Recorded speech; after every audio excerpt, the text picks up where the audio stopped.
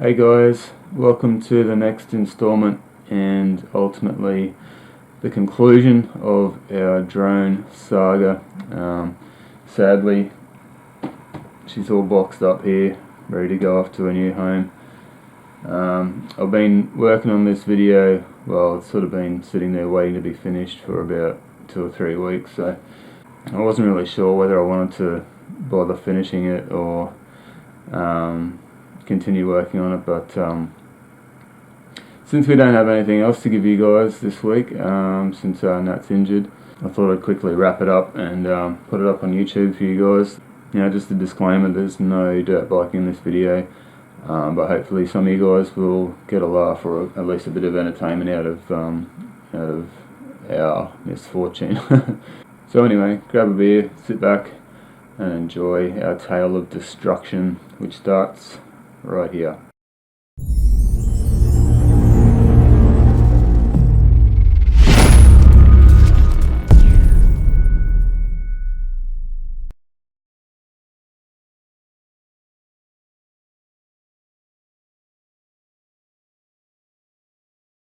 Yeah, we have destroyed the drone. Well, not fully, but it probably pretty well might as well be, because as you can see there, the gimbal and camera is all broken off. All the wires, well, half the wires that attach to the gimbal there are all snapped off. I think the camera still actually works, and the rest of the body is still in one piece. So what I'm going to just do for now is get some 2-part epoxy glue and glue that gimbal back in, and then I'll let that set overnight and see what still works. Alright, so it looks like the epoxy is going to hold that camera there for now. Anyway, we'll see how it goes. For all I know at the moment it still flies, so to be honest I'm not really all that worried about it. The drone's been a pain in my ass ever since I first got the damn thing. For you guys that have been following the videos, you'll know. For those who haven't, basically it's more to do with my phone being a piece of crap. I have an Android, a Motorola Android phone. It is running the latest version of Android and everything, but it just doesn't work with the DJI app. And then I've tried other apps, and I recently purchased the Lychee app, which was actually working pretty well. That leads me to, how did we destroy this drone? Well, with the Lychee app, it has a GPS follow mode. Okay, so probably best for me to try and explain it by using a diagram. I've drawn this cool picture here for you guys. It took me a really long time to draw this picture. I probably shouldn't have gone to so much bother, but anyway.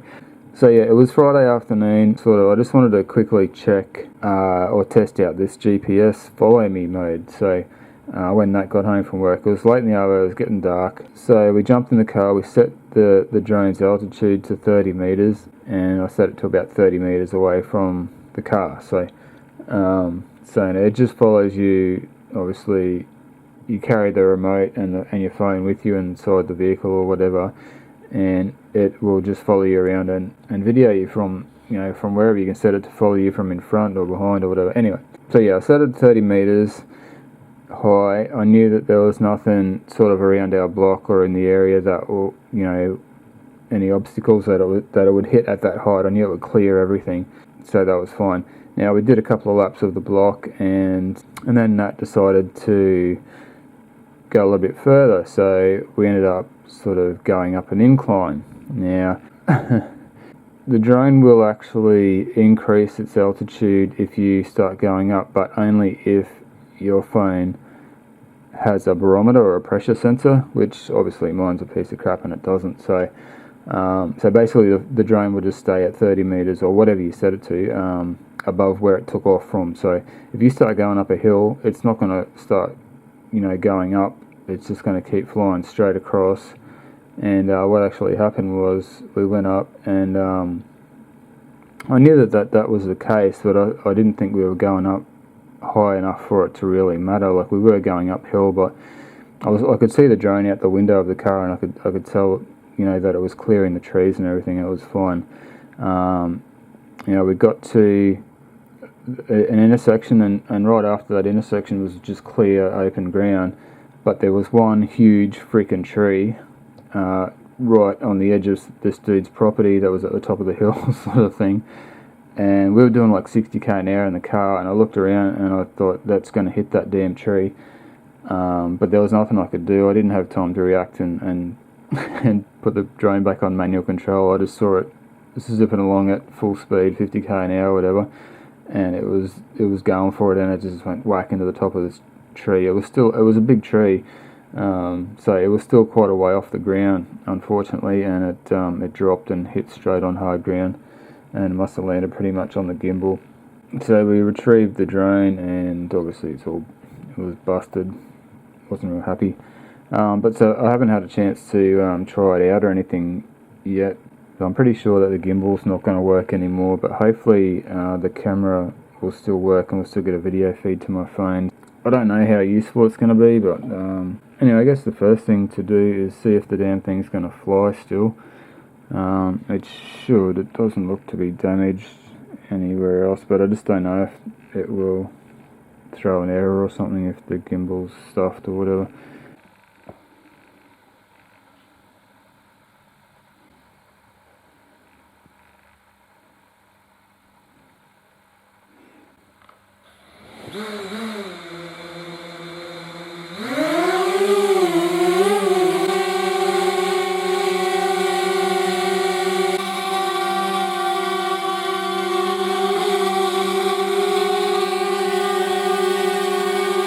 So yeah, it looks like the flight functions are fully functional and everything. It looks like the camera's working, which is awesome. But yeah, obviously, like I thought, the gimbal's not working at all. So what I might do now is take it outside and throw it up in the air and just see what sort of footage, what it looks like. I know it's not going to be as stable or anything without the gimbal, but hopefully we'll still be able to get some usable footage from it.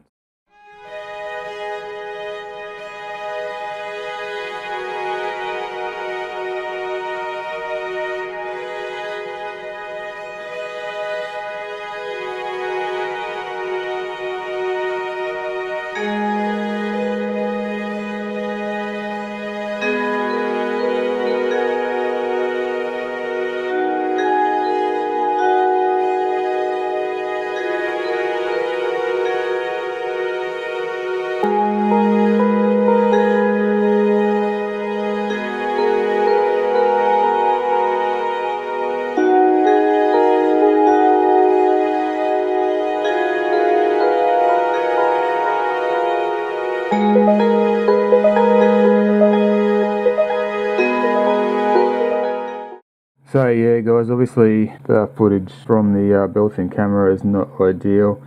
Without the gimbal working, it seems quite shaky and it's just all over the place. So I've tried this. I've just strapped the old GoPro Hero 4 session onto the top of the drone.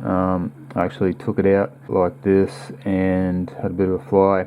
It actually lifted alright. It's only about 100 grams the session, and so I'll run a bit of that footage for you guys. It's a cloudy day, so it's not real great footage, but I think it's actually better than the built-in camera now. That widescreen angle sort of smooths it out a bit. It might be okay to use it like this. We'll see how it goes anyway.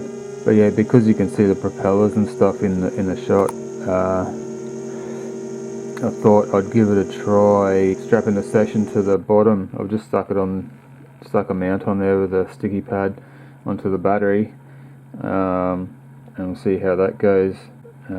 Might be better footage from that angle sort of thing. I did actually try strapping one of the Hero 7s onto it, but it proved to be a little bit too much for the poor little Spark to lift. So yeah, you're looking at 100 grams for the session, and the Hero 7 Black with a case, you're looking at about 170 grams. So just a little bit too much for the poor little Sparky. But this is some footage from the session hanging off the bottom of the Spark.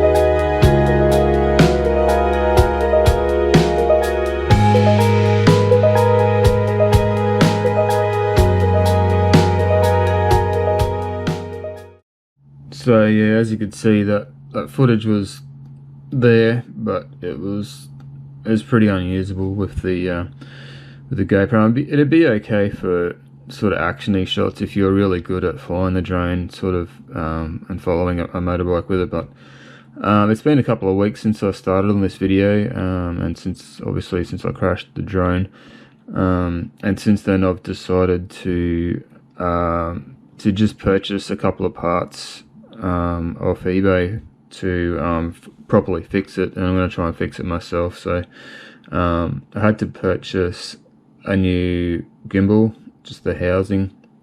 The camera's still okay, and I had to get a new wiring harness as well that goes from the camera and the gimbal back to the motherboard. So it's a pretty big job to pull these apart, but I've watched a fair few YouTube teardown videos, so hopefully it'll be okay. The parts haven't arrived just yet, but I thought I might just start pulling it apart anyway and see how I go. So I'll try and set up a bit of a time lapse on the GoPro here and see if I can't record it. So anyway, here goes nothing.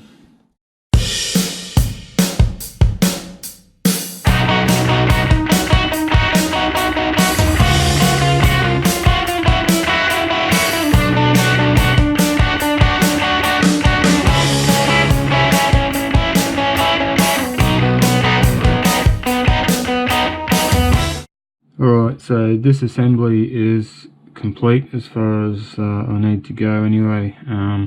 What I've ordered online is that harness there. As you can see, the wires are all broken off that connector there for the gimbal. So that bit was $30 something, and also just the housing for the camera, the gimbal itself. I think that was only about $15.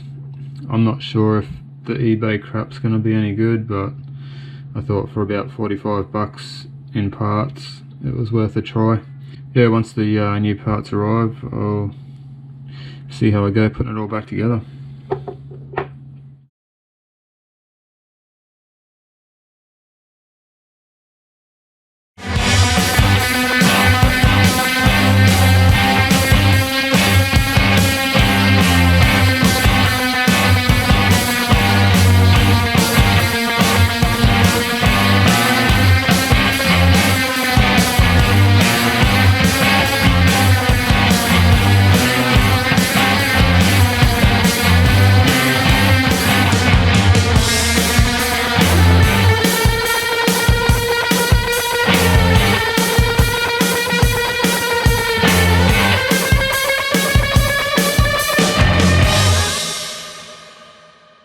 Alright, it's time to test this bad boy.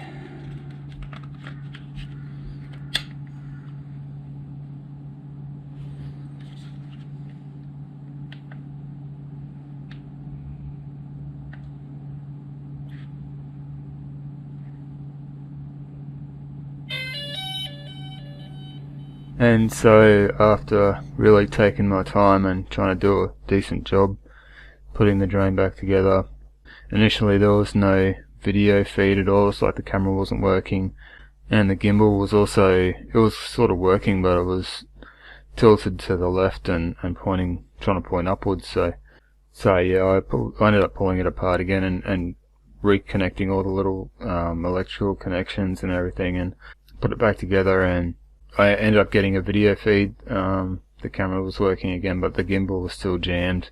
And then on the phone app it was saying that the gimbal motor was overloaded. So in the end, I fiddled around with it a bit more for a while, and then I just thought, stuff it. I put it up for sale on eBay as for parts or not working, and it was snapped up within about an hour. So hopefully the dude out there that bought it will be able to get it going again. So yeah, I got a little bit of my money back, which is good. And that's the end of the drone saga. If I could give anyone any advice to do with drones, is don't buy one. And secondly, if you do buy one, don't crash it, because they're pretty hard to fix. So yeah, that's going to be the end of the drone footage in our videos, pretty much before it even began. So thanks for watching, guys, and we'll see you on the next vid.